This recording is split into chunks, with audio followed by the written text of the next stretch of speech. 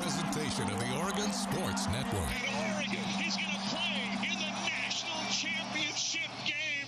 Welcome to Duck Insider. Man, it feels great to be a Duck. Give it to me, baby. My house. I'm taking it there. Their competitors, they'll want to put the O on. Three, got it! We're going to compete to a standard every day. The Oregon standard. Rebound. Up and in. 1 point more to go. The opportunity to play, put Oregon on your chest, should mean a great deal to you. Unloads on one into left field, back toward the wall. Gone! This program is staged to compete and to win championships. Oregon wins!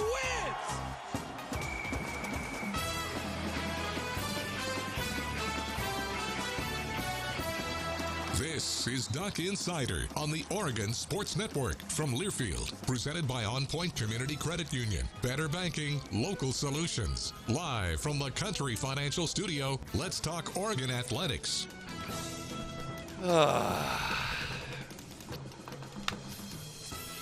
I'm Joey Mack. Slow news week. Nothing happened. We have nothing to discuss on the show today. In all seriousness, though, actually, congratulations to Oregon volleyball. I'm super excited for Oregon volleyball. We're going to talk football. We're going to talk men's basketball. We're going to talk women's basketball. We've got a whole lot coming up on the show today. All right, let's start. Facebook, YouTube, Twitter, comments, questions. I'm here for it today. I'm ready to roll. Let's do it. What do you got for me? Let's just start out like that. What do you got for me? Comments? Questions? We'll answer some of them on the show today. Congratulations, though, to Oregon volleyball. That's awesome. They're a 3 seed in their region. They're going to be hosting at Matthew Knight Arena. Congratulations to Coach Ulmer and his squad. We're going to talk about that coming up in a lot more detail on the show today.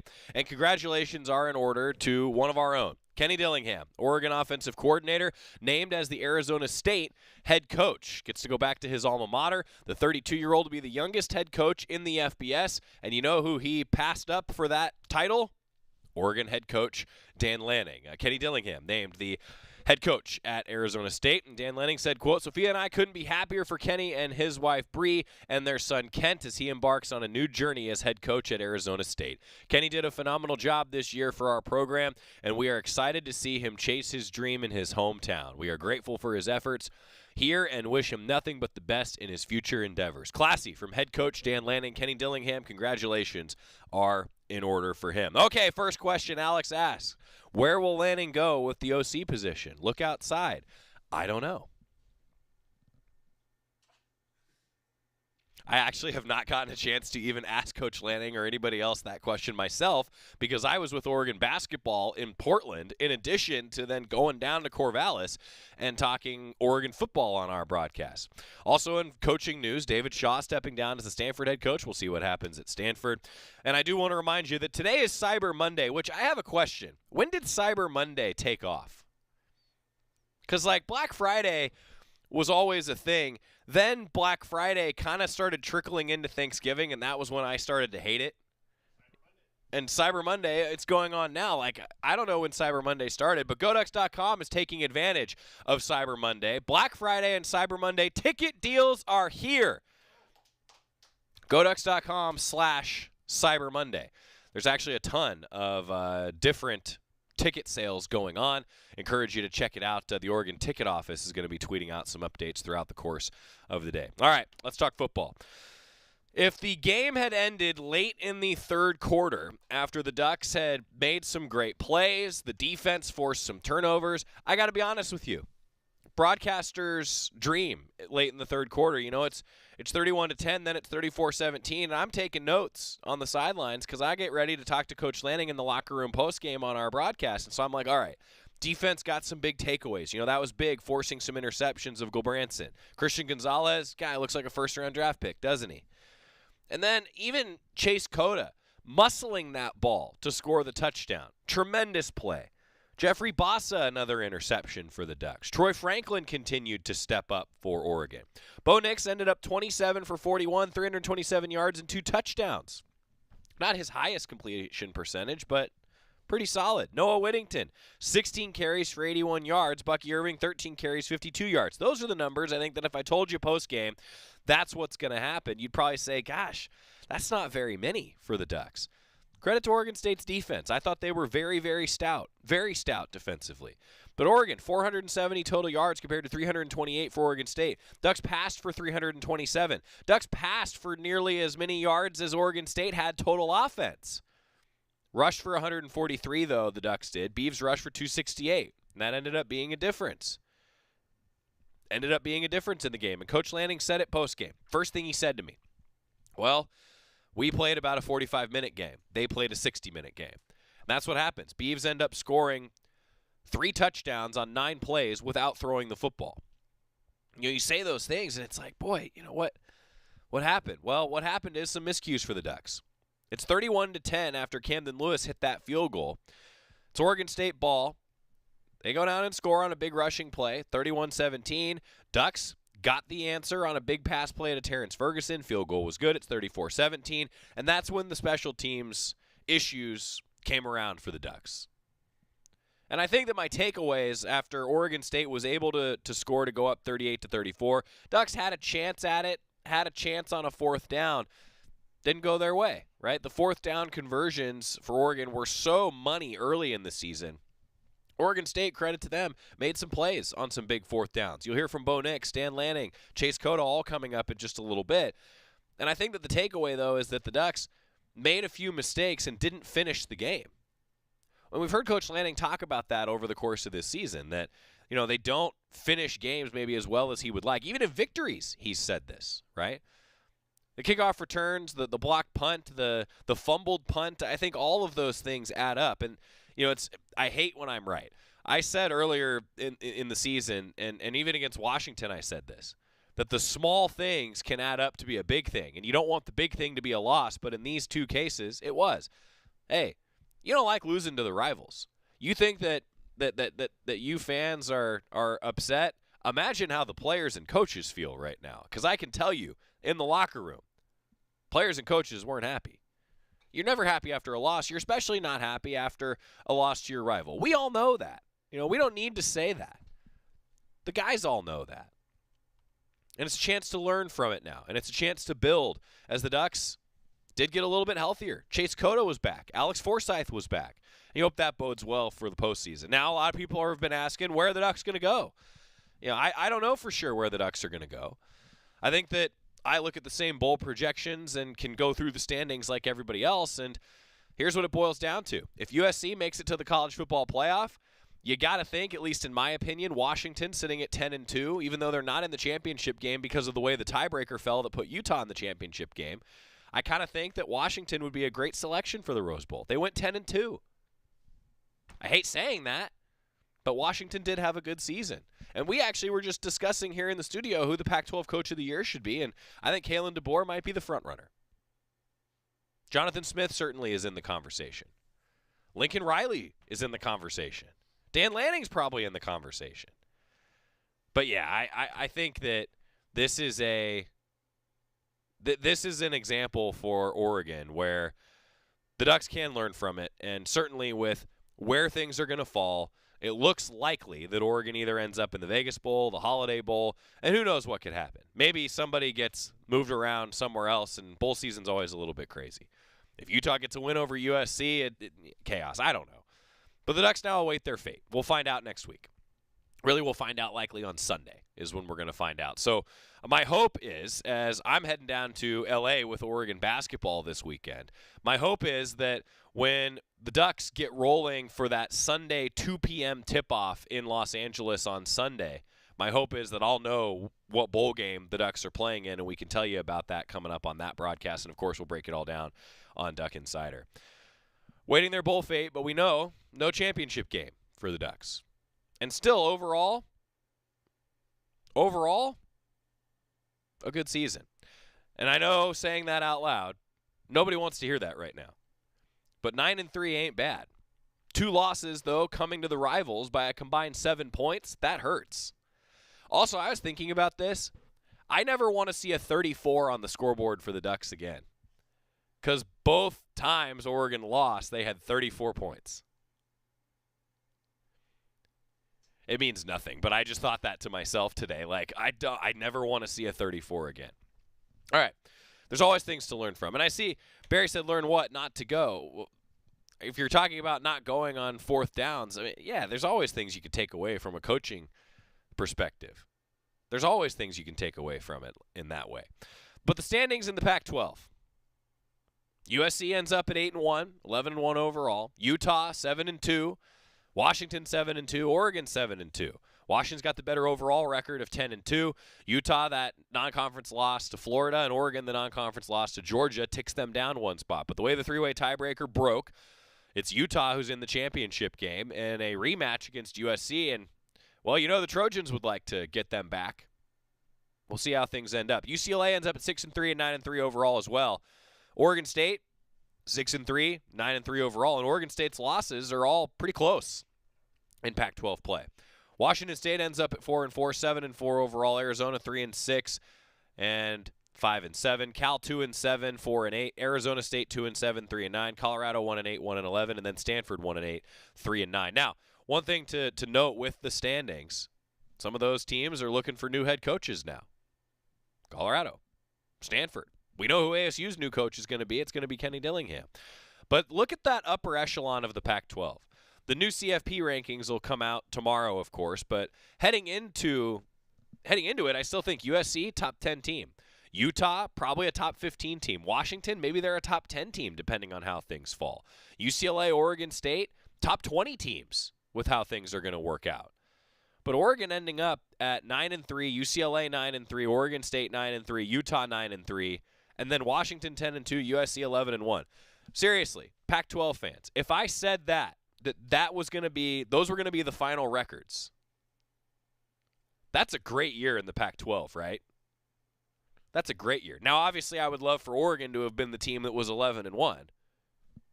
Certainly. But I think it's amazing to look now at the Pac-12 and say, hey, this is not only a deep league, but there are some really good teams and maybe an elite team at the top. And Oregon's in that conversation.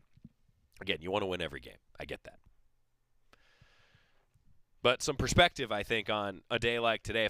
If I did Duck Insider on Sunday, maybe I don't do this part of the segment, right? It would have just been like, don't like losing in Corvallis. But some perspective, I think, is important. And now I think moving forward, the bowl practices are really important, especially for a first-year head coach building toward his second year. Bowl practices are going to be really important, and this is a team that's hungry to get back out there. All right, we're going to get a break. I do have to break down picks for you. It's sort of an obligation because the picks have come to an end. I didn't win, so I don't really want to do this segment, but, you know, I'll be a good sport. And when we come back, we're going to hear from Dan Lanning, Bo Nix, Chase Coda. Also, more on Oregon volleyball because they're going dancing on the Oregon Sports Network from Learfield. Hey, Duck fans, we're all about protecting our home turf here in Eugene. You should do the same for your home with Country Financial Insurance. Most home insurance doesn't account for inflation, but with Country Financial, yours can. If something happens to your home, make sure you can rebuild the same house in the same place. Call a local representative or 866-COUNTRY and get a solid defense for your home. Home insurance policies issued by Country Mutual Insurance Company, Country Casualty Insurance Company, or Country Preferred Insurance Company, Bloomington, Illinois. Property must meet age and condition requirements, which vary by state. From the weight room to the classroom, on the field and off it, On Point proudly supports University of Oregon athletics because student athletes do so much more than bring us pride on game day. They bring our entire community together in Eugene and all across Oregon. So whether you're watching the game in the stadium, at home, or at your favorite local business, their success makes all of us stronger. On Point Community Credit Union, onpointcu.com. Federally insured by NCUA, Equal Housing Opportunity. Don't go anywhere. Duck Insider continues after these messages on the Oregon Sports Network from Learfield. The United States Deputy Sheriff's Association is a national nonprofit and the largest non-governmental provider of services to law enforcement. The USDSA assists city, county, state, and federal agencies with free safety equipment donations and officer survival training, along with cash donations to families of law enforcement officers who perish in the line of duty, college scholarships for the children of law enforcement, a citizen awareness program, and more. For more information on the USDSA and how you can help, visit usdeputy.org. You're never completely ready to adopt a teen. For late nights writing English papers. For your teen's music taste. For dinners, where they talk more on their phone than with you. For the first time, they call you Mom. You're never completely ready to adopt a teen, and you can't imagine the reward. To learn more about adopting a teen, visit adoptuskids.org. Brought to you by the U.S. Department of Health and Human Services, Adopt U.S. Kids, and the Ad Council.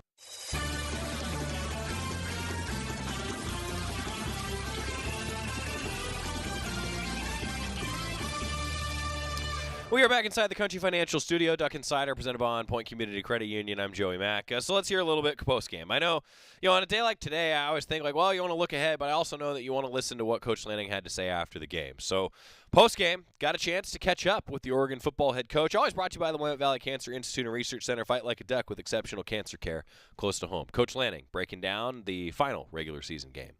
Well, it's a hurting locker room right now. I feel for the guys in there. Ultimately, a lot of moments led to that result. That's I have to give credit to Coach Smith, his team. They came out prepared and played a complete game. We played about a half a game or three quarters of a game. We didn't play enough of a game to finish there. They had some big momentum plays that really swung their way. We probably didn't create enough of those. Win the takeaway battle, but whenever you get block punts or muff, drop a punt, have some big plays in the kicking game. Obviously, those took a big effect. We weren't able to stop the run. They were more physical than us up front. They took advantage of that, and trying to get extra hats down there in the run, weren't able to be successful there. So credit to them, big win for them. Opportunity to grow for us, roll up our sleeves and get back to work.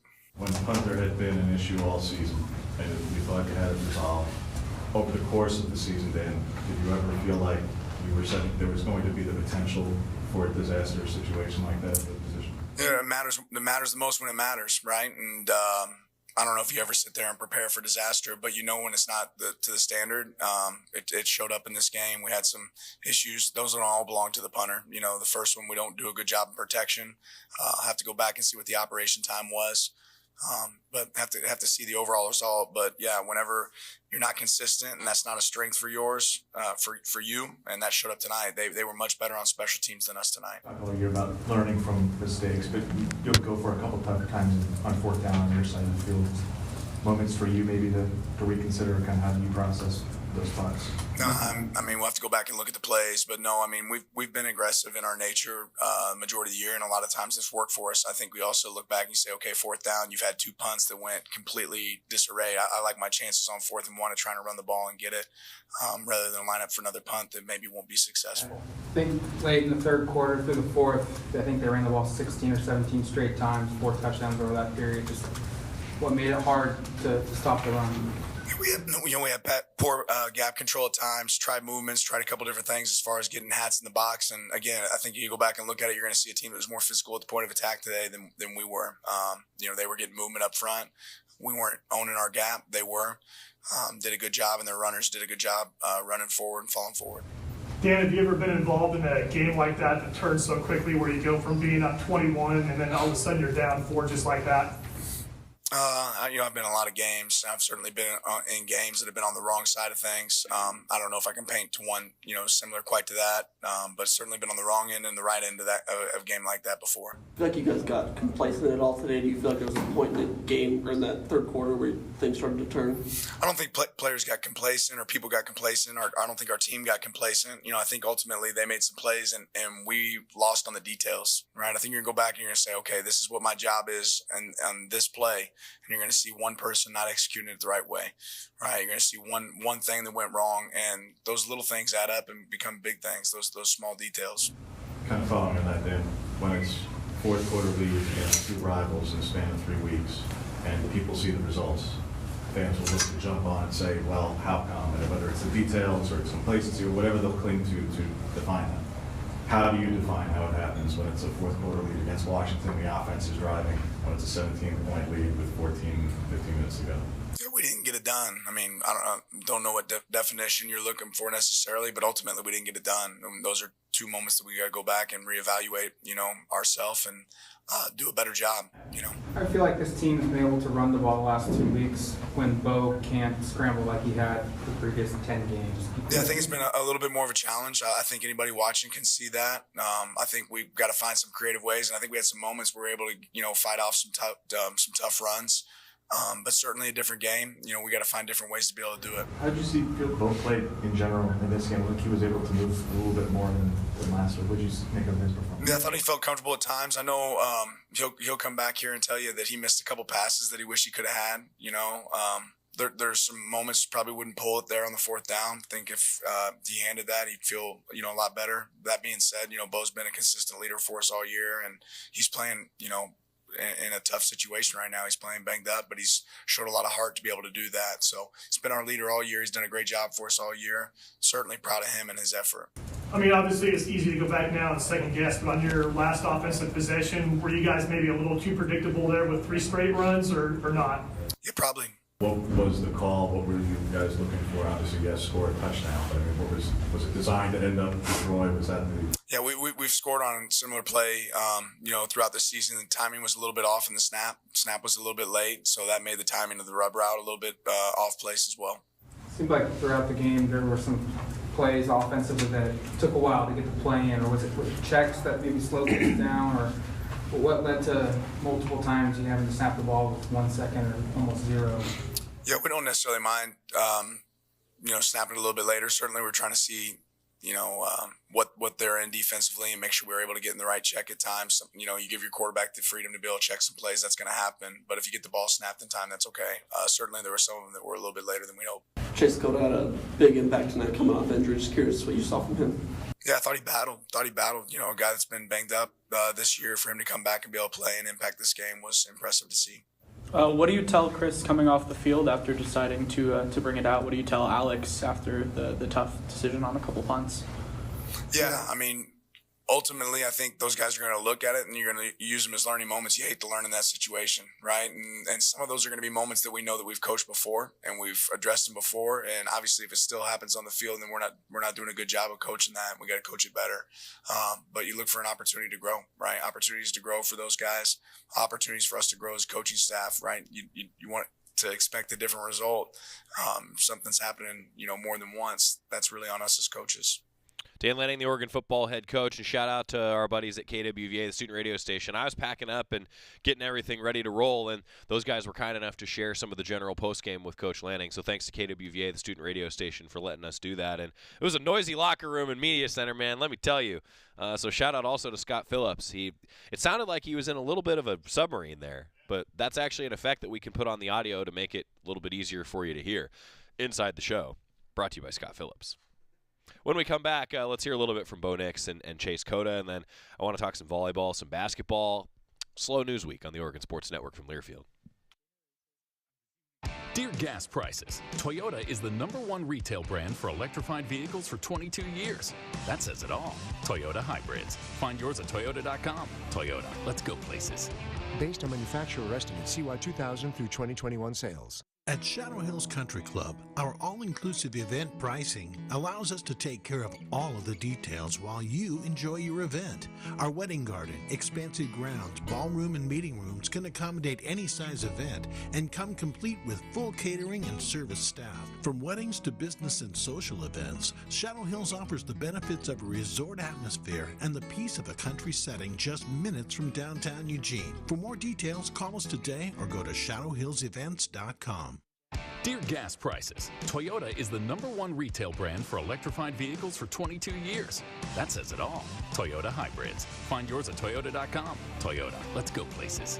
Based on manufacturer estimate CY 2000 through 2021 sales. Duck Insider continues after this timeout on the Oregon Sports Network from Learfield. Victor deployed for the first time to Afghanistan in 2003. He sustained a moderate traumatic brain injury. One of the most important elements of caregiving is taking care of yourself. For many military veteran caregivers, their caregiving journey starts earlier in life and lasts longer. Visit aarp.org/caregiving for a free military veterans guide to navigate your caregiving journey and better care for your loved one and yourself. Brought to you by AARP and the Ad Council. When you're high, you feel different. You think different, you talk different, you draw different, you listen to music different, but you probably knew that.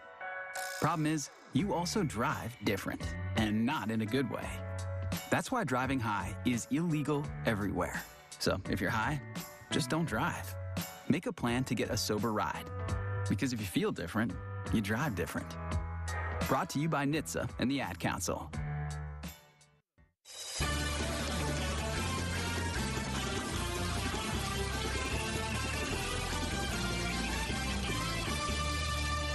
Back on Duck Insider, presented by On Point Community Credit Union. Joey Mack in the Country Financial Studio. Bo Nix, Chase Coda, a couple guys who made some plays for the Ducks, and unfortunately just not enough plays for the Ducks. I want to let you listen to what they had to say post-game. Bo Nix meeting with the media. Take us through the final fourth down play. Just what are you thinking? What are you seeing?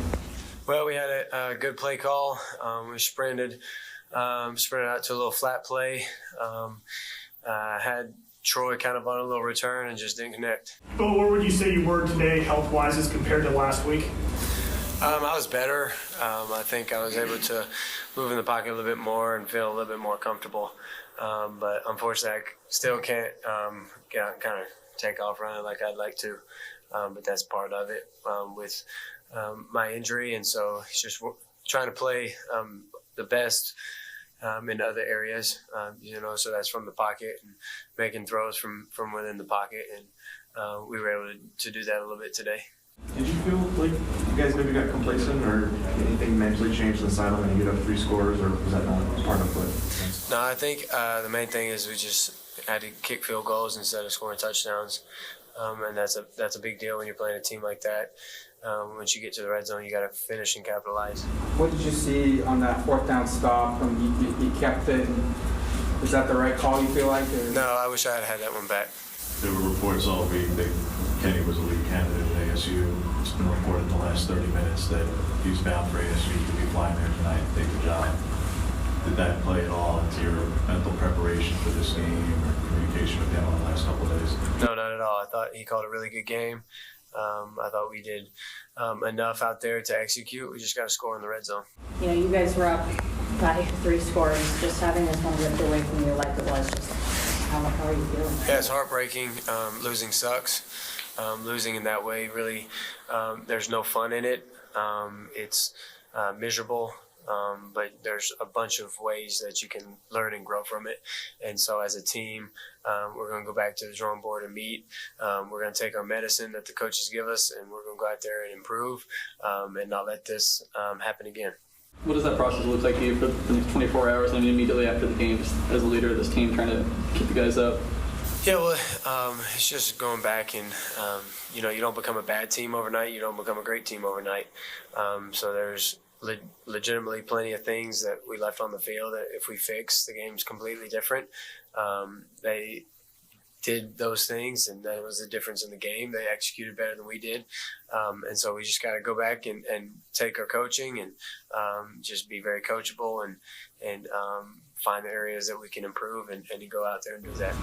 You guys had first and goal on the 5 on your last possession, and you guys had seemingly had all the momentum. You were moving the ball pretty well. Given your guys' success in short yardage situations this year, was it stunning you didn't score in that situation and punch it in, or how would you maybe describe what it felt like offensively not to score there? Yeah, that was tough. We felt like we had 4 chances to line up and get 5 yards running the ball, and credit to them. They did a good job stopping us, and we didn't score, and it's frustrating. But it's part of it. All year, your legs have been such a weapon in the run game. Do you feel like it at any point got predictable that it was probably going to go to Jordan there? And how tough is it as a quarterback who has been so dynamic running to maybe know that's not an option when the game's on the line like that?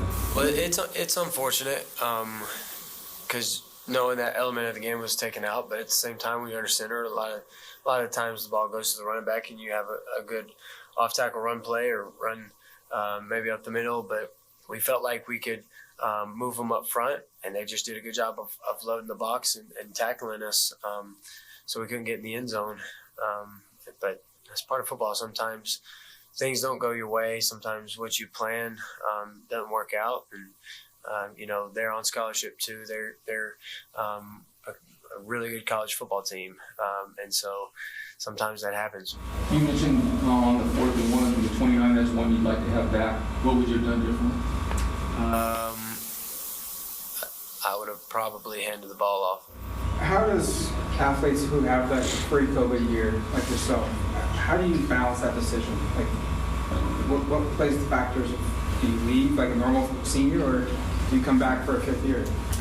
I think it depends on each individual's personal goals. Some guys are ready to go off and leave college. Some guys enjoy college football and like to stay. And so, in my opinion, there's no right or wrong answer. It's kind of based off each individual guy. Some guys are comfortable leaving. Some guys would rather stay. And so just trying to finish out this season and whatever's next, go out there and perform at a high level. There's Bo Nix, and you can see, there's a lot of things still to be decided in the few weeks ahead, and we'll keep you up to date as we have more info on Duck Insider. But Bo Nix, certainly a guy who wasn't 100%, was a trooper, I think, the last few weeks for sure. And we'll see what he decides to do. Next up, Chase Coda, a guy who it was great to see him back out on the field, man. Just first of all, that was so disappointing to see him go down against Cal. His senior season, he's having a nice year. He's really been a team leader for Oregon in the wide receiver room. It was nice to see him get a big play in this rivalry matchup. Even though the Ducks didn't get the win, I was happy for Chase Coda as an individual, and he talked with the media postgame. Chase, to come back and have nearly a career high in this game, I'm sure means a lot to you. And yet, by the way it ends, I'm sure that really sours this. How does it feel? Yeah, it hasn't really settled yet. I was definitely bummed on the field, along with everyone else, but... What are your emotions like going into this game? Because, obviously growing up in Oregon, you know the stakes behind this rivalry. What was that like getting ready for this one? Just very excited, especially having to miss the last 3 weeks and then coming back. This was the first one back and feeling as good as I did. It was very, very exciting coming out. And, a lot of friends from home come out to the game, a lot of people that go to Oregon State, so it was definitely fun talking to everyone. It brings everyone together. Thanksgiving and the Civil War, so that was nice. Chase, can you just kind of take us through your first quarter touchdown catch from your perspective and how you saw it unfold? Shoot, how I saw it was, honestly, I know number 2 is a very great player, I think, in my eyes, and so I knew he was going to go up for it. So I was like, I gotta gather and go up for it too, and it felt like a watermelon up in this guy, just real big last second, so it felt good to be able to come down with it. Chase, what's the recovery process been like since that Cal game? I think it was probably tough to watch a couple of those games. Yeah, it was like 10 days I was out from really doing anything with the way I felt, and then after that it was a slow progression back in, and last week it was like if we needed me I could have went in the game, but I wasn't really all the way there, and then by Tuesday this week I was 100%, so I was like, all right, sweet. So from there on, it took a little minute, but it was always encouraging. I think our training staff is phenomenal, and they made me feel better, and probably it even was at first, and so that was good, and being back for this game meant everything. Chase, what's kind of your message to some of the younger guys in the locker room after this game? Obviously, as an older guy, who's been through some upsets before. Yeah, man, just remember how it feels, and Alex Forsyth earlier in the week, he gave us a good little talk about what it means to guys from Oregon. It means a lot to all of us, and even the out-of-state guys. It's just a big deal, and it used to be called Civil War. I don't even know what it's called now, but it's just been a big game forever, and it means so much to everyone in the state. So it's like we can't have this sour taste in our mouth again. Some people are going to consider it a classic, others are going to consider it a collapse, and you don't get another shot at this. Just what is the feeling like after a 17-point lead in the fourth quarter goes away? Sheesh, it's just football. I don't know. I'll have another game after this, so it is what it is, but definitely disappointing to say the least, for sure. You had your offense drove the ball down, had it on there 5 late in the game. How confident were you in that situation that you guys can punch it?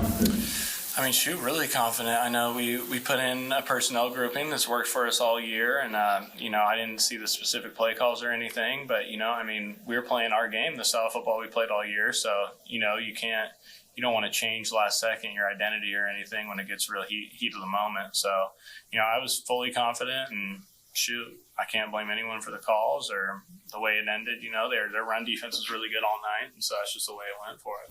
Today's day and age, players sometimes sit out bowl games because of the risk of injury. You just came off of one. I don't know if put words in your mouth. It sounds like you're pretty intent in playing. I haven't even thought about not playing, so. I was going to say why. Where does that come from? Why do you want to play when it's been seen in past that some guys just choose not to? I mean, shoot. It's like my last year of college, I want to leave the best impact I possibly can. So, hopefully it's a real fun bowl, or, we maybe get the opportunity. And I know, we will probably have some guys that maybe go real high and opt out, but I don't know who it'll be. We'll see. How much of a battle was it going against that secondary? Obviously, very talented group. How much of a battle was it play after play? Yeah, like you said, we knew they were really good coming into it. It's like, okay, well, on film, these guys looked the part. They weren't too much in our grill tonight, so the pressure wasn't necessarily on us, but they were just playing very sound zone coverages and matching when they needed to in certain situations. But I think ultimately, I feel like our passing game, we had a lot of good concepts going in, and a lot of things were pre-snap. We'd kind of know what they're doing and whether they'd shift. I don't know. It felt like it was a pretty easy, smooth game for us on the perimeter. But they definitely felt the presence of their length, and every ball's contested, and they're good. Were you able to get quite a few reps in with Bo during the week, or is it another kind of game time decision thing with him that limited his practice time to work with you? Shoot, as far as I'm concerned, he was running all week, and I got some reps with him this week, and because last week I wasn't working in yet, and so it was I was getting some with Ty, some with Bo, and then with the last 2 days leading up to game day, it was everyone was confident in their role for the game. Have you always kind of had just kind of a matter-of-fact perspective when it comes to football? There's probably fans right now who are melting down online because of how this game went, and you're able to kind of compartmentalize it. It's just football. Where is it going from when you were a fan of this game to now you're in that locker room and you do have to move on to the next week? I don't want to show it, but I'm emotional, and it'll seep in the next day or so. But like what you said about the matter of fact, it's that's how it's always been. I've lost a lot of big football games. I've won a lot of big football games, and I'm just aware there's going to be another opportunity to play a game. And that's not what you're thinking at the end of the game. When you lose, you're right away. I was going nuts, but then after that, it just is what it is. Chase Coda, Oregon football. I thought that was great perspective from Chase Coda, and a lot of good stuff from the student athletes. That's a tough thing to do.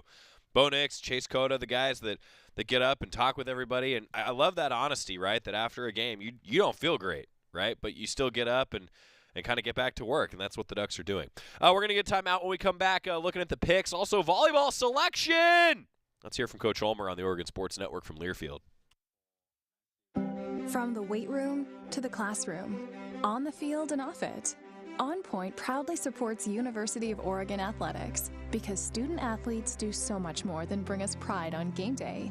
They bring our entire community together in Eugene and all across Oregon. So whether you're watching the game in the stadium, at home, or at your favorite local business, their success makes all of us stronger. On Point Community Credit Union, onpointcu.com. Federally insured by NCUA, Equal Housing Opportunity.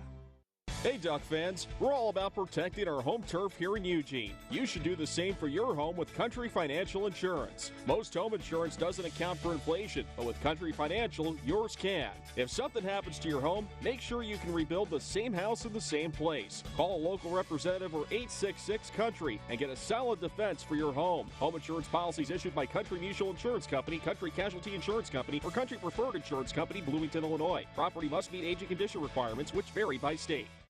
Duck Insider, your home for the latest news on Oregon athletics on the Oregon Sports Network from Learfield. To protect his home and family from disaster, Steve used courage, wisdom, and his camera phone. That should do it. Way to go, Steve! By simply taking digital pictures of his family's important documents, Steve can always have them stored safely online, no matter when disaster strikes. Learn other simple ways to protect your home and family before a natural disaster at ready.gov. That's ready.gov. A message from FEMA and the Ad Council. Chris Jakimick. I served in the United States Air Force, and I deployed 3 times. being a veteran, it's interwoven into your DNA, is really the absence of the connection and the purpose that can really drive a lot of veterans to some negative thoughts. For those who are in a suicidal crisis, the window of time to save somebody's life is very short. Our duty is to protect ourselves and protect our families, and one way you can do that is store your weapons safely. Store all your guns securely. Help stop suicide. Brought to you by End Family Fire and the Ad Council.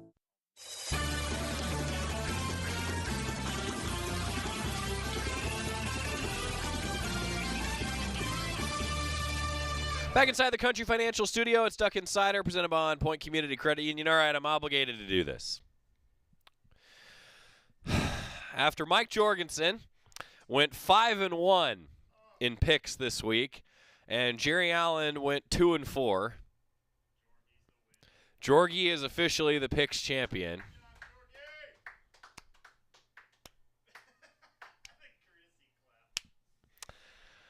65 correct picks by Mike Jorgensen is one better than the previous record for most correct picks in a season held by yours truly. Dang. Right now, Jorgie is picking at an 83% rate. Now, every year we don't know if it's going to be 78 games or if it's going to be 79 games because we pick the Pac-12 championship game if Oregon isn't in it. So Jorgie picked at an 83% rate. Got 83% of the games right this year. That breaks the record that I set in 2016 where I got 64 correct picks and I picked at an 81% rate. It's the only two occurrences where anybody has picked better than 80% for our games. It's also the second time that Jorgie has won picks. Jerry and I still tied for first place 3 times that we have won. Happy to report the coin still has never won in picks, though the coin picked at 51% this year. Way to go, coin! Jerry finishes in second place at 77%. Third place for me at 76%, and Jordan Brenner finishes in effectively last place at 71% in his first year making picks. So, yeah, 83%. Well done, Jorgie. That's hard to do. And Jorgie is the picks champion, which means that at this rate, he and Jerry both owe me about 3 dinners. So now Jorgie only owes me like 2 dinners because it's a sliding scale of who owes who. So congratulations to Jorgie. 83%. Yeah, a new record for picks. This, though, statistically, I looked at this morning. Statistically, I think this is the best overall year we've ever had. Like, for example, in 2018 when Jorgie won, he beat me by a game. He picked at 73%. I picked at 72%. 57-56 he beat me. In 2017, we were all above 70%. Jerry won at 75%. Jorgie and I tied 1 game behind him at 73%. And then in 2015, I was at 81%. In 2015, it was 76% and 77% were the top marks. I won that year at 77%. The point is that this was a really good year. We were all above 76%. Jordan doesn't count. We were all above 76% in our picks. And Jorgie's the winner. Oregon volleyball going dancing. After a senior night win, volleyball team celebrated that senior class with a huge win over the Oregon State Beavers. And the selection, it never gets old seeing Oregon show up on the bracket. Ducks pretty excited. They are the number 3 seed in their region. They will start on Friday night against Loyola Marymount at 7 p.m. inside Matthew Knight Arena. Ducks were chosen as one of 16 hosts for the 64-team bracket, revealed on Sunday. We're going to hear from Matt Ulmer coming up. This will mark the 6th time for Oregon to host the opening rounds of the NCAA tournament. The Ducks also welcome Arkansas and Utah State to Eugene. Arkansas and Oregon will be a fun second-round matchup. The full bracket, Oregon, should the Ducks advance to the round of 16, they would likely take on Nebraska, the number 2 seed in the bottom right portion of the bracket. Louisville is the 1 seed here, and if there are some upsets, you never know, Colorado might potentially get matched up with the Ducks eventually in this bracket, the way that things work out. So Arkansas and Utah State are going to play at 4 p.m. on Friday. Oregon and Loyola Marymount are going to play at 7 p.m. on Friday, and then the winners will play each other on Saturday at 7 o'clock. So hopefully back-to-back 7 o'clock matchups for the Ducks in the NCAA tournament on Friday and on Saturday. More info, GoDucks.com. You can get your tickets available. Tickets are available. You can get them now on GoDucks.com. Ducks finished the regular season 23-5 overall, 17-3 in Pac-12 play. 17 conference wins are a program record. They surpassed the 2012 team that was the national runner-up. That squad went 16-4. Oregon eventually lost in the championship match of the NCAA tournament. And the Ducks are pretty darn good at home. They're 12-0. On the home floor this year. They enter the NCAA tournament having won 13 matches in a row.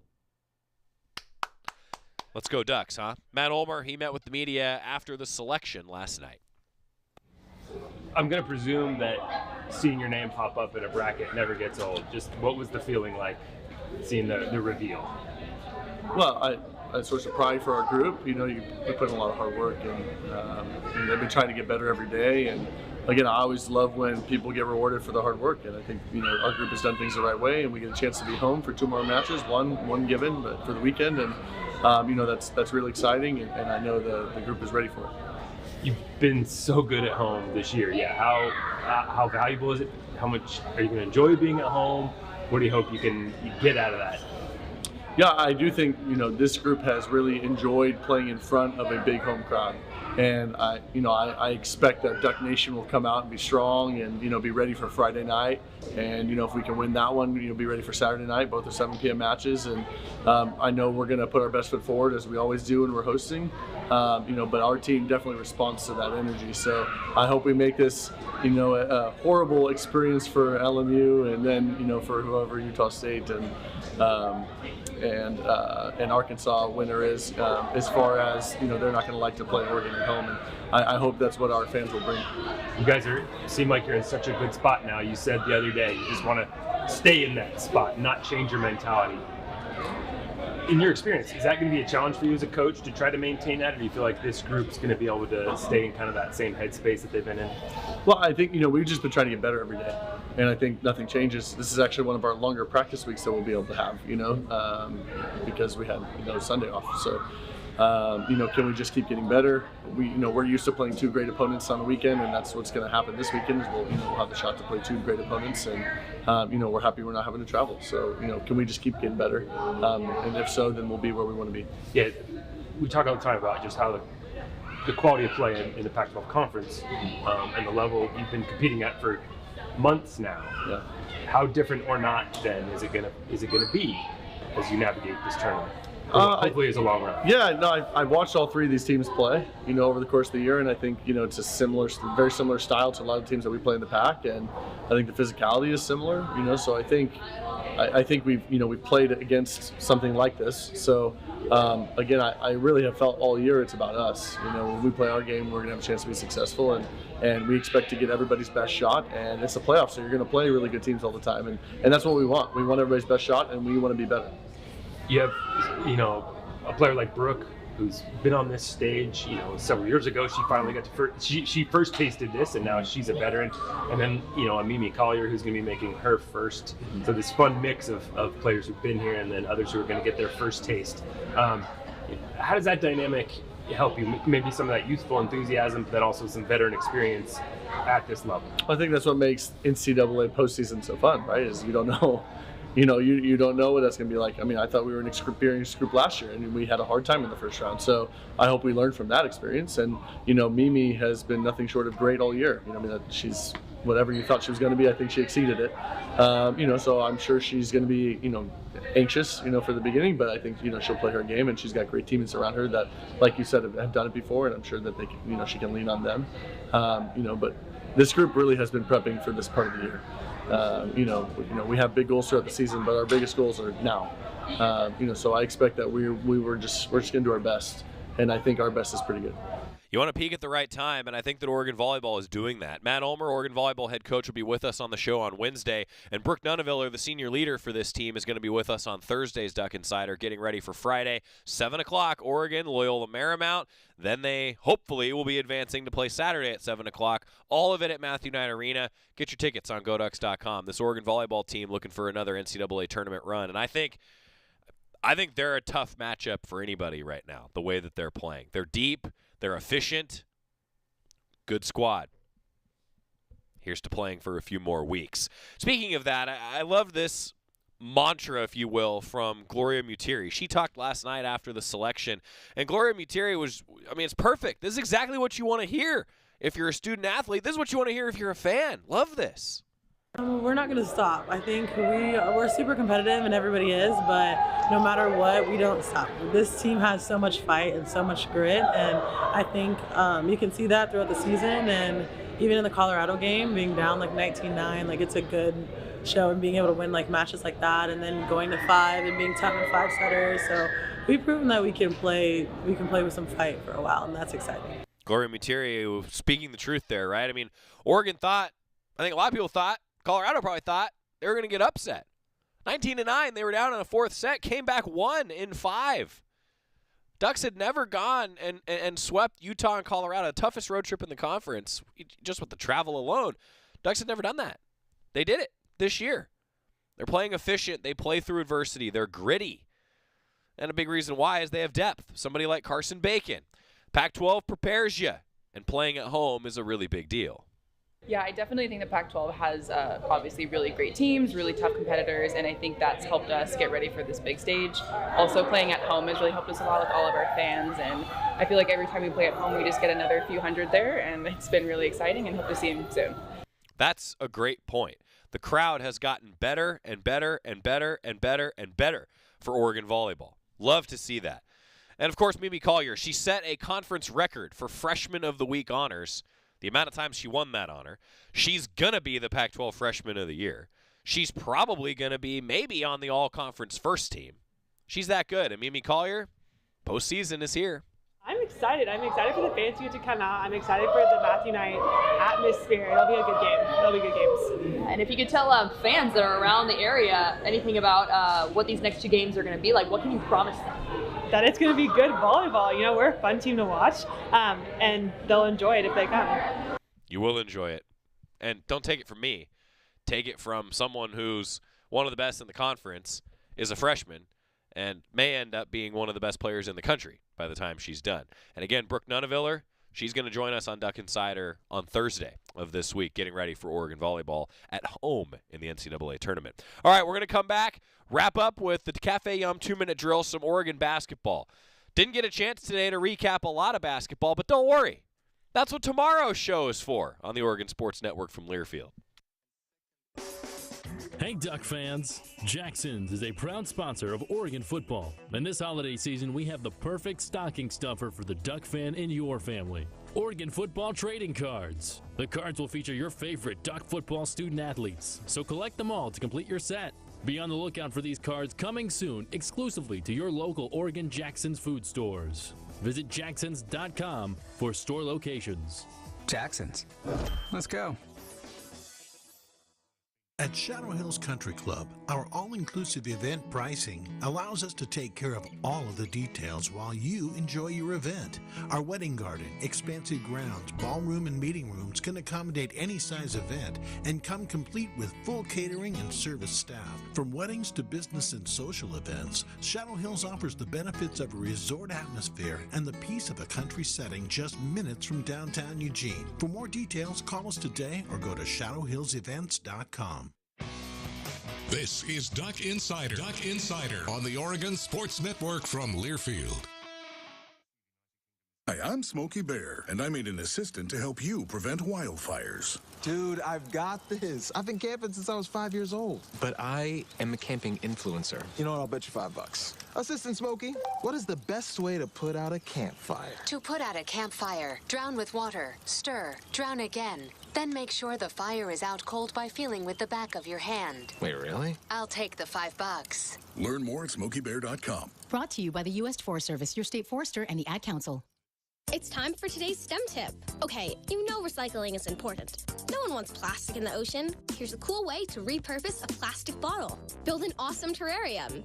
Cut a large plastic bottle in half and fill the base with sand, pebbles, potting soil, and your favorite plant. I chose an African violet. Put the top of the bottle over your base and place it in the sun. Your plant will grow sealed in its own ecosystem. Fun, right? Learn more at She Can STEM. A message from the Ad Council.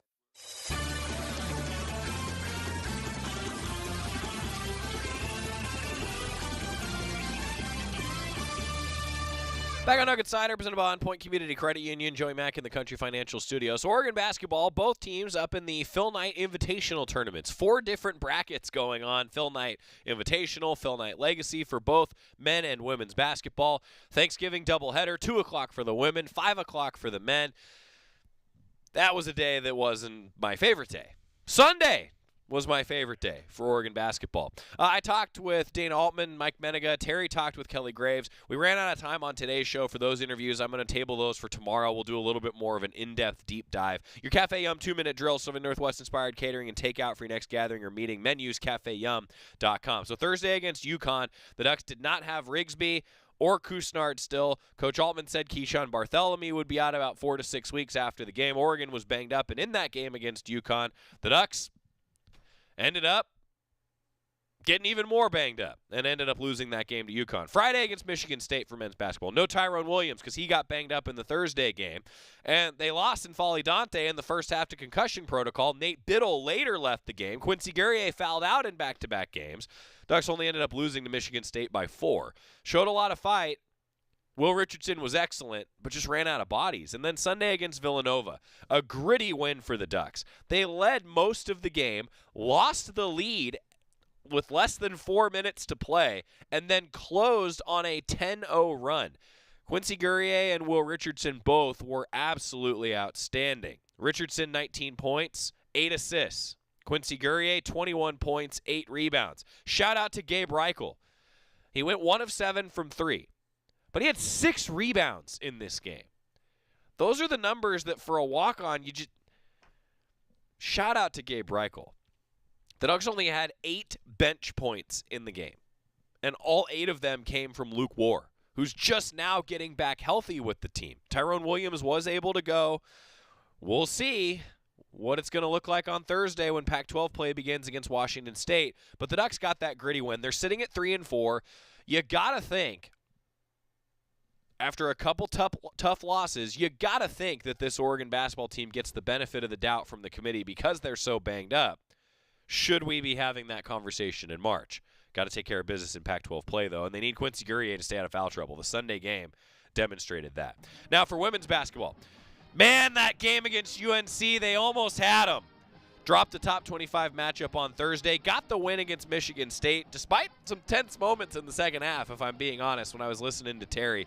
But the Ducks also got career highs of 15 points, 16 rebounds from Philippina Shea. They were really good. Won the game against Michigan State. Ducks are 5-1. How about that? We'll talk a little more basketball on the show tomorrow. Volleyball's in town. Postseason is here.